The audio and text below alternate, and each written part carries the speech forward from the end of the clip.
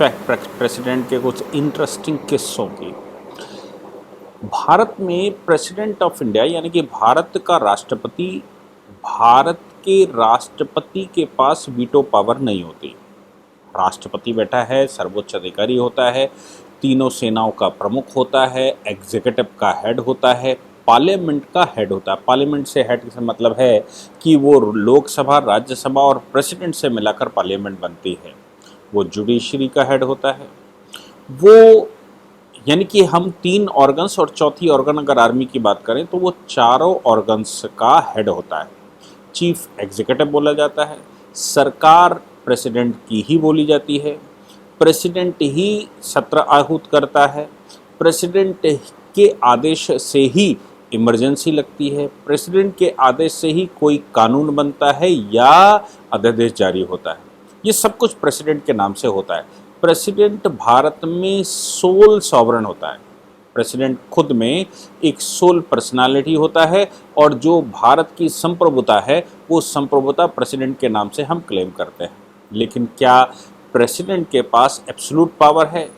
नहीं, भारत में किसी के पास भी एब्सोल्यूट पावर नहीं है। भारत का राष्ट्रपति सारी शक्तियों के होते हुए भी, यानी कि तीनों main organ, judiciary, executive, legislation और आर्मी या मैं कहूँ सिक्योरिटी फोर्सेस, चारों का हेड होने के बावजूद प्रेसिडेंट ऑफ इंडिया के पास अपनी पावर नहीं है कि वो अपने को डिस्क्रिशनरी पावर का इस्तेमाल कर सके।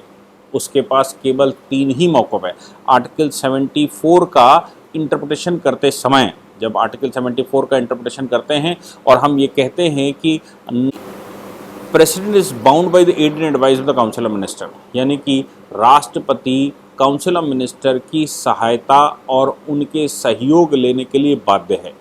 कितना बाध्य है? ये बात समझ में आती है जब पहली बार कन्फ्लिक्ट शुरू हुआ। पहली बार कन्फ्लिक्ट शुरू हुआ था बाबू राजेंद्र प्रसाद और नेहरू जी के बीच में।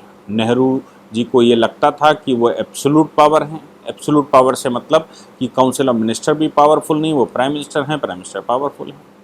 सबसे पहली घटना जहाँ तक मुझे याद आती है वो ये आती है कि नेहरू जी ने आर्टिकल 35 कैपिटल ए के लिए रिकमेंडेशन की प्रेसिडेंट को। प्रेसिडेंट ऑफ इंडिया उस समय राजेंद्र प्रसाद हुआ करते थे। राजेंद्र प्रसाद जी ने वो एक लेटर, एक ऑफिशियल लेटर नेहरू जी को लिखा। उस ऑफिशियल लेटर में उन्होंने पूछा कि आर्टिकल 35 कैपिटल ए पार्लियामेंट में बिना जाए क्या प्रेसिडेंट को साइन करने का अधिकार है? इस बात का लेटर ऑफिशियली नेहरू जी के पास गया। नेहरू जी ने ऑफिशियल लेटर से उसको रिप्लाई दिया और उस लेटर को रिप्लाई दिया। माननीय राष्ट्रपति जी को उन्होंने कहा कि ये बहुत महत्वपूर्ण विषय हैं, हम बैठकर सॉल्व करेंगे, ये ऑफिशियल लेटर्स के माध्यम से इसको सॉल्व नहीं किया जा सकता, इस पर हम लोग चर्चा नहीं कर सकते। यानी कि उसके बाद दोनों के बीच में क्या वार्ता हुई होगी, लेकिन आर्टिकल 35 कैपिटल ए बिना पार्लियामेंट में जाए प्राइम मिनिस्टर की रिकमेंडेशन से प्रेसिडेंट ने साइन किया और भारतीय संविधान का हिस्सा हो गया, जो कि जम्मू कश्मीर पर लागू हो गया। ये पहला कन्फ्लिक्ट जो सामने आता है। दूसरा कन्फ्लिक्ट ये था कि जब हम यूनिफॉर्म सिविल कोड लाना चाहते हैं या कॉन्स्टिट्यूशन में यूनिफॉर्म सिविल कोड के लिए बहस हो गई है और सरकारों को लाना चाहिए, तो फिर हिंदू कोड बिल की क्या आवश्यकता है? हिंदू कोड बिल नेहरू जी ने पास करवाया था। हिंदू कोड बिल की खास बात ये हुआ करती थी बाबू राजेंद्र प्रसाद के शब्दों में कि हिंदू कोड बिल सन 1941 से अंग्रेजों की पॉलिसी से शुरू हुआ था और अंग्रेज हिंदुओं के लिए कानून बनाना चाहते थे। क्यों? क्योंकि मुसलमानों के लिए 1937 में शरीयत लागू हो चुकी थी। इसलिए अंग्रेजों का मानना था कि अगर हिंदू और मुसलमान को आमने सामने करना है तो शरीयत का कानून तभी टिक पाएगा जब हिंदुओं के लिए अलग से कानून होगा। BN राव कमीशन ने रिकमेंडेशन की थी, जो कि अंग्रेजों के जाने के बाद नेहरू जी ने स्वीकार की और नेहरू जी उसको कानून के रूप में ले आए। नेहरू जी के इस प्रपोजल को उस समय राजेंद्र प्रसाद जी, यानी कि जब संविधान सभा से जब पार्लियामेंट से वो पास हो गया, तो पार्लियामेंट से पास होने के बाद वो बाबू राजेंद्र प्रसाद जी के पास गया, यानी कि भारत के राष्ट्रपति के पास गया। राष्ट्रपति ने उस पर ये कहते हुए ऑब्जेक्शन लगाया कि जब हम यूनिफॉर्म सिविल कोड ही लाना चाहते हैं तो हिंदू कोड बिल की आवश्यकता क्या। लेकिन कानून में व्यवस्था ये थी कि प्रेसिडेंट ऑफ इंडिया के पास सस्पेक्टिव पावर है, यानी कि प्रेसिडेंट ऑफ इंडिया के पास एक क्वालिफाइड वीटो टाइप की है। प्रेसिडेंट ऑफ इंडिया केवल एक बार भारत सरकार को वापस कर सकते हैं, या पार्लियामेंट से आया है तो पार्लियामेंट को वापस कर सकते हैं। अगर वो एग्जीक्यूटिव की तरफ से आया है, यानी कि काउंसिल ऑफ मिनिस्टर की तरफ से आया है, तो एक बार वापस कर सकते हैं। उन्होंने एक बार वापस किया, नेहरू जी माने नहीं तो राजेंद्र प्रसाद जी को उस पर साइन करने पड़े। ये मुख्य दोनों के बीच में जो दो बड़े मुद्दे आए उनके विषय में मैंने बताया। इसके अतिरिक्त प्रेसिडेंट ऑफ इंडिया को किसी भी प्रकार की वीटो का अधिकार नहीं है। भारत के राष्ट्रपति को कितने अधिकार है ये एक बड़े जजमेंट में ऑनरेबल सुप्रीम कोर्ट ने डिफाइन किया था। वो था Shamsher Singh versus union of India का। और Shamsher Singh versus union of India के जजमेंट को उस समय बाद में यूएनआर राव वर्सेस इंदिरा गांधी के जजमेंट से क्वालिफाई किया गया, यानी कि वेरीफाई किया गया, दोबारा उसको रिपीट किया गया।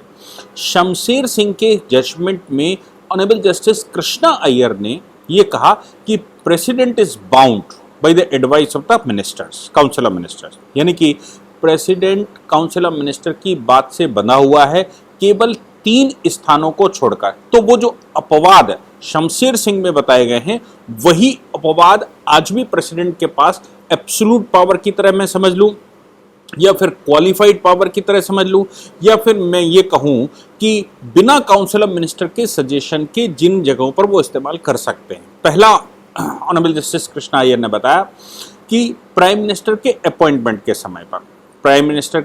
के समय पर उनको पैरामाउंट कंसिडरेशन करना चाहिए, यानी कि उनको सारी परिस्थितियां देखनी चाहिए कि कौन व्यक्ति प्राइम मिनिस्टर नियुक्त कर लिया जाए जो मेजॉरिटी हासिल कर सकता है या जो सरकार चला सकता है, स्थायी सरकार दे सकता है। इसी बात को ध्यान में रखते हुए प्रेसिडेंट अक्सर मेजॉरिटी पार्टी को बुला लेते हैं, कभी जिसके पास मेजॉरिटी होती है उसको बुला लेते हैं, भले उसकी लीडिंग पार्टी माइनॉरिटी में हो। तो ये एक स्थान है जहां पर प्रेसिडेंट को काउंसिल ऑफ मिनिस्टर की जरूरत नहीं। दूसरा, गवर्नमेंट जो कि मेजॉरिटी लॉस कर चुकी है, जिसके पास अब मेजॉरिटी नहीं है, उसको डिसमिसल के समय पर प्रेसिडेंट अपनी पावर का इस्तेमाल कर सकता है। इसके लिए भी काउंसिल ऑफ मिनिस्टर की आवश्यकता नहीं। तीसरा ये है कि इलेक्टोरल फ्रेश इलेक्शन होना है, फ्रेश मैंडेट के लिए जाना है, लेकिन केंद्र सरकार उस पर जाना नहीं चाहती। तो फिर प्रेसिडेंट को यह अधिकार है कि वो इसको यहाँ पर असेंबली डिसमिस कर दे और डिसमिस करके नए चुनाव की तरफ चला जाए जब टाइम पूरा हो गया हो। तो इन 3 स्थानों को छोड़कर प्रेसिडेंट सभी स्थानों पर काउंसिल ऑफ मिनिस्टर की एड एंड एडवाइस से बंधा हुआ है। यहाँ तक कि 42वें संविधान संशोधन के समय पर, जिस समय भारत में इमरजेंसी लगी हुई थी, उस समय इंदिरा गांधी कुछ कानून लाना चाहती थी, प्रेसिडेंट ऑफ इंडिया को वो बांधना चाहती थी। तो प्रेसिडेंट ऑफ इंडिया को बांधने के उस उद्देश्य से 42वें संविधान संशोधन में उन्होंने प्रेसिडेंट के एक बार कंसीडर करने वाली पावर भी, कि एक बार कंसीडर करने के लिए भेज सकते हैं, अगर उनको कुछ आपत्तियां हैं तो वो सरकार के पास या पार्लियामेंट के पास भेज सकते हैं, उसको भी रोक दिया था और कहा था कि जो रिकमेंडेशन की जाए काउंसिल ऑफ मिनिस्टर के द्वारा उसको मानने के लिए बाध्य हैं। हालांकि वो इंदिरा नेहरू गांधी का जो जजमेंट सुप्रीम कोर्ट का आया था, उस जजमेंट में सुप्रीम कोर्ट ने राजनारायण वर्सेस इंदिरा नेहरू गांधी में ये कह दिया था कि काउंसिल ऑफ मिनिस्टर का मतलब सभी मिनिस्टर शामिल होने चाहिए, केवल प्राइम मिनिस्टर नहीं। इसलिए प्राइम मिनिस्टर की रिकमेंडेशन पर अगर राष्ट्रपति कोई सिग्नेचर कर देते हैं तो वो काउंसिल ऑफ मिनिस्टर का डिसीजन नहीं माना जाएगा और वो डिसीजन सही नहीं माना जाएगा। इसलिए चूंकि इमरजेंसी इस्तेमाल करते समय इंदिरा गांधी अकेले ने फखरुद्दीन अली अहमद को रिकमेंडेशन की थी और उन्होंने उस पर साइन कर दिया था, उन्होंने कंसीडर करने के लिए भी नहीं भेजा था, इसलिए ये डिसीजन काउंसिल ऑफ मिनिस्टर का नहीं माना जाएगा। हालांकि 44वें संविधान संशोधन में मोरारजी देसाई जिस समय प्राइम मिनिस्टर बने, उन्होंने फिर से संशोधन करके आर्टिकल 74 में एक बार कंसिडरेशन का रास्ता फिर से खोल दिया था, यानी कि प्रेसिडेंट को कुछ सांस लेने का स्थान दे दिया गया था कि प्रेसिडेंट को अगर कुछ ऑब्जेक्शन हैं, उसके ऑफिसर सबऑर्डिनेटों से वो बात करने के पश्चात उसको लगता है कि नहीं, सरकार को रिकमेंड किया जाना चाहिए, सरकार या पार्लियामेंट के पास दोबारा कंसिडरेशन के लिए भेजा जाना चाहिए, तो फिर वो पुनर्विचार के लिए उनके पास भेज सकते हैं। इंदिरा गांधी ने इसको समाप्त करने का प्रयास किया था और समाप्त कर दिया था। इसके अतिरिक्त एक बात जो संविधान में कहीं लिखी नहीं है, क्योंकि हमारे पास वीटो पावर नहीं है प्रेसिडेंट के पास, लेकिन वीटो पावर तो है, प्रेसिडेंट के पास नहीं। Veto power president council of minister की रिकमेंडेशन पर इस्तेमाल कर सकता है। एक बार वीटो पावर का इस्तेमाल काउंसिल ऑफ मिनिस्टर की रिकमेंडेशन पर किया भी है। आपको याद होगा स्टेट ऑफ पेप्सू का मामला था, उसमें प्रेसिडेंट रूल लगा हुआ था और स्टेट ऑफ पेप्सू ने अपने यहां बिल ऑफ एप्रोप्रिएशन पास कर लिया था। ऐसी स्थिति में वो बिल ऑफ एप्रोप्रिएशन को समाप्त कर दिया था। वीटो का इस्तेमाल प्रेसिडेंट ने किया था काउंसिल ऑफ मिनिस्टर की रिकमेंडेशन पर। क्यों? क्योंकि प्रेसिडेंट रूल लगे होने के बाद फाइनेंशियल पावर सारी केंद्र के पास चली जाती हैं और केंद्र के पास फाइनेंशियल पावर थी, यानी कि पार्लियामेंट से बिल पास होना चाहिए, पार्लियामेंट से बिल ऑफ एप्रोप्रिएशन पास होना चाहिए। तो बिल ऑफ एप्रोप्रिएशन चूंकि पार्लियामेंट से पास होना चाहिए, इसलिए स्टेट ऑफ पेप्सू को ये पावर नहीं, लेकिन स्टेट ऑफ पेप्सू ने ऐसा कर लिया है, तो फिर प्रेसिडेंट ने वीटो पावर का इस्तेमाल काउंसिल ऑफ मिनिस्टर की पावर की रिकमेंडेशन पर किया था। दूसरे शब्दों में हम कह सकते हैं कि हमारे यहाँ एक मुख्यमंत्री दिल्ली के ऐसे हैं जो अक्सर जो पावर उनके पास नहीं है उस पर वो कानून बनाते रहते हैं। ऐसी परिस्थिति में उस कानून को अगर एलजी प्रेसिडेंट के पास भेज दें तो प्रेसिडेंट उस पर अपनी वीटो पावर का इस्तेमाल काउंसिल ऑफ मिनिस्टर की रिकमेंडेशन पर कर सकते हैं और उस कानून को मानने से मना कर सकते हैं। ऐसा ये उस कानून अगर वो मान भी लिया गया है तो भी उसको डिसमिस कर सकते हैं, वीटो पावर है। लेकिन ये पावर काउंसिल ऑफ मिनिस्टर के साथ ही है। अब सवाल पैदा होता है कि काउंसिल ऑफ मिनिस्टर से अगर प्रेसिडेंट असहमत हैं और वीटो पावर प्रेसिडेंट के पास है नहीं, एक बार बिल वापस करेंगे, वो एक बार बिल वापस करने के बाद भी अगर उसको न माना जाए और काउंसिल ऑफ मिनिस्टर उसको फिर से रिकमेंड कर दे तो क्या होगा? जनरली नहीं करते। आपको याद होगा कि उत्तर प्रदेश में भाजपा सरकार के सामने समस्या थी और उस समय की सरकार ने रिकमेंडेशन किया था प्रेसिडेंट को कि उत्तर प्रदेश की असेंबली भंग कर दी जाए। प्रेसिडेंट ऑफ इंडिया ने उत्तर प्रदेश की असेंबली भंग करने वाले रिकमेंडेशन को पुनर्विचार के लिए सरकार के पास भेजा और सरकार ने उसको स्वीकार किया और दोबारा रिकमेंड नहीं किया। ये हमारे यहाँ की परंपराओं में रहा है। लेकिन ज्ञानी जैल सिंह के सामने एक समस्या आई थी। प्राइम मिनिस्टर यानी काउंसिल ऑफ मिनिस्टर ने ज्ञानी जैल सिंह को रिकमेंडेशन किया। मामला था पोस्ट ऑफिस बिल को लेकर। पोस्ट ऑफिस बिल में एक चीज़ जो बड़ी महत्वपूर्ण है सीआरपीसी में जिसकी व्यवस्था दे रखी है, वो ये दे रखी है कि अगर कोई मटेरियल बाय पोस्ट जा रहा है तो फिर उस मटेरियल को किसी भी आईओ को या पुलिस को सीधे जांच करने का अधिकार नहीं है, क्योंकि किसी भी व्यक्ति ने कोई चिट्ठी डाली है तो ये उसका फंडामेंटल राइट है, right to speech and expression. अब सरकार चाहती थी कि पोस्ट ऑफिस में जो भी मेल डाक जा रही है उसको सरकार को या पुलिस को खोलकर पढ़ने का, देखने का अधिकार दे दिया जाए। बिल भेजा गया। प्रेसिडेंट ऑफ इंडिया ज्ञानी जैल सिंह जी थे। ज्ञानी जैल सिंह ने उसको अपने पास रख लिया। ये बात 1986 की है। उन्होंने अपने पास रख लिया और उसको कभी दोबारा वापस नहीं किया, ना ही उसको पुनर्विचार के लिए भेजा और ना ही उस पर वीटो इस्तेमाल की और ना ही उसको रिजेक्ट किया। रिजेक्ट करने का अधिकार तो वैसे ही नहीं था, लेकिन हाँ, वापस करने का अधिकार तो था। प्रेसिडेंट ऑफ इंडिया ने अपने पास रख लिया और वो बिल कभी पास नहीं हो पाया, इसलिए उस पावर को हम लोग वीटो पावर कहते हैं कि वो वीटो पावर है। एक बार 1990 में भी ऐसा हुआ। वेंकट रमन जी प्रेसिडेंट हुआ करते थे। 1990 में जा रही सरकार, जो सरकार गिर रही थी, उसने कुछ समय चली हुई सरकार के प्रतिनिधि यानी कि जो मेंबर ऑफ पार्लियामेंट थे उनकी पेंशन बेनिफिट की स्कीम लेकर आए थे कि भाई ये जो कम समय तक रहे हैं तो भी इनको पेंशन मिलेगी। वो बिल भेजा गया वेंकट रमन जी के पास।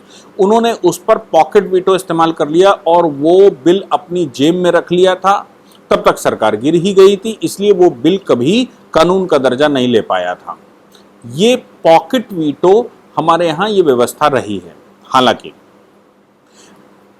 राजीव गांधी का बहुत बड़ा विवाद ज्ञानी जैल सिंह के साथ रहा है।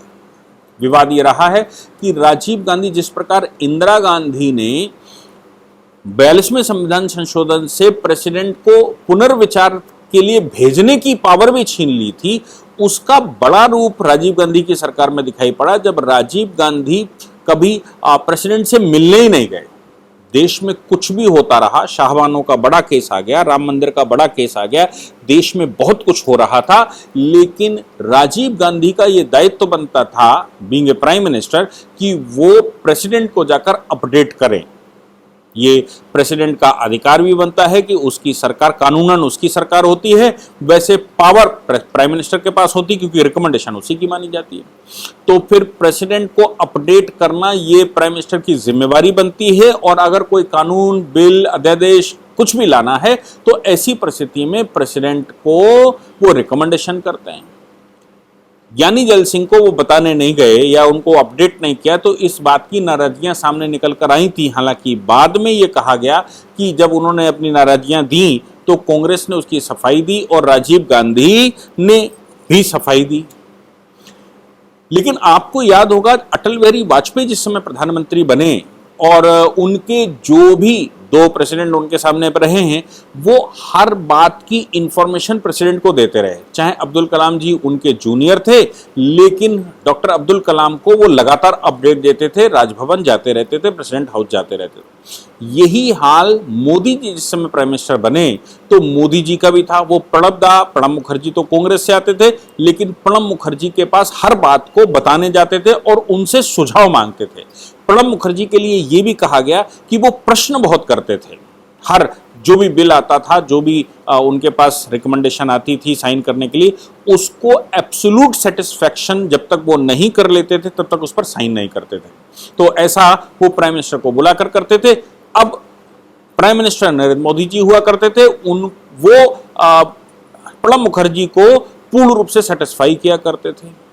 उसके बाद रामनाथ कोविंद जी, जो तो मोदी जी से काफी जूनियर बताते हैं, उनकी रिकमेंडेशन पर आए, लेकिन रामनाथ कोविंद जी को भी मोदी जी हर बात से अपडेट करवाने के लिए जाते हैं और जाते रहे हैं। वो कभी भी उन्होंने ये विचार उनके दिमाग में नहीं आया कि प्रेसिडेंट को मैंने ही बनाया है इसलिए प्रेसिडेंट क्या। लेकिन ये बात नेहरू जी लड़ते रहे। नेहरू जी का कई एक कन्फ्लिक्ट राजेंद्र प्रसाद जी के साथ आया स्टेट, जैसे मैंने कहा कि आर्टिकल 35 कैपिटल ए के मामले में आया, अब मैंने कहा कि हिंदू कोड बिल के मामले में आया, और इधर राजीव गांधी तो जाते ही नहीं थे। इंदिरा गांधी ने पावर छीन ली थी। ये मुख्य कन्फ्लिक्ट रहे हैं, लेकिन सुप्रीम कोर्ट का जजमेंट शमशेर सिंह का ये क्लियर करता है कि president aided advice council of minister से बंधा हुआ है और उसके पास अपनी कोई एब्सोल्यूट वीटो नहीं है। ये प्रेसिडेंट के कुछ इंटरेस्टिंग फैक्ट थे जो मैंने आपको बताने की कोशिश की। जय हिंद, जय भारत, वंदे मातरम।